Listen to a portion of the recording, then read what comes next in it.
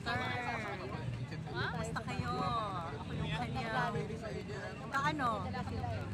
kaantay proclamation. may bagong words yan eh.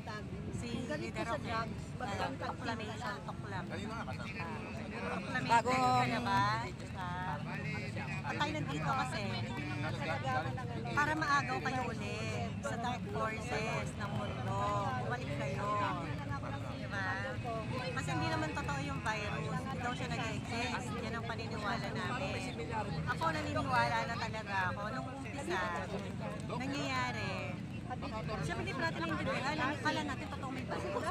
Ngayon, nung umpisa nagsabi yung leader natin sa New Germanic Medicine, narinig mo, na hindi nag-exist yung virus. Kasi meron din siyang kwento.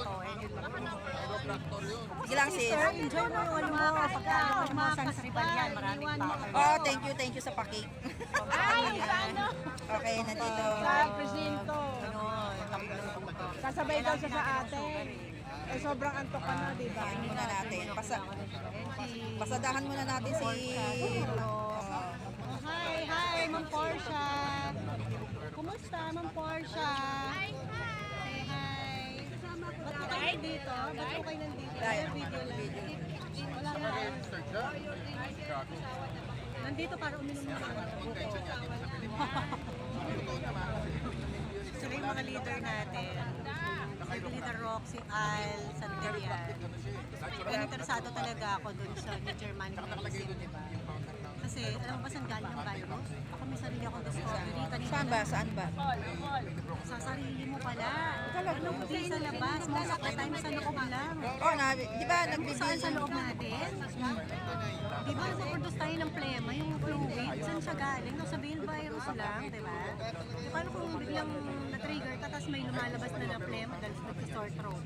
Alam mo naman malinis lang for how many days? Bigla na lang siyang dumating, di ba? Sabihin na nila, okay, madumi sa loob ng bahay. Kasi bawal lang, may smash yung iba.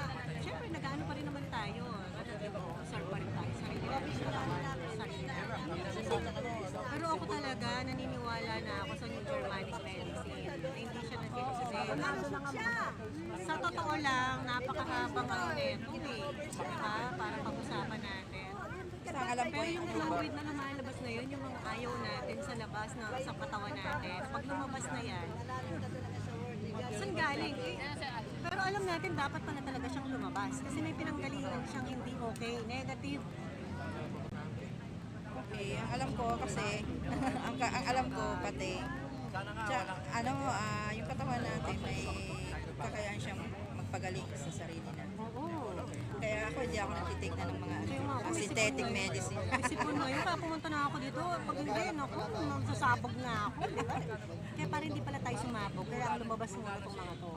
Yung mga timuna yung lalamunan mo, anumang dahilan, kung meron kang pang factor doon na nagpati nito, minsan yung itong mahalo. Hindi lang dahil galing dito. Diba? Hindi natin maintindihan, hindi naman kailangan i-explain, hindi naman natin kailangan maintindihan lahat.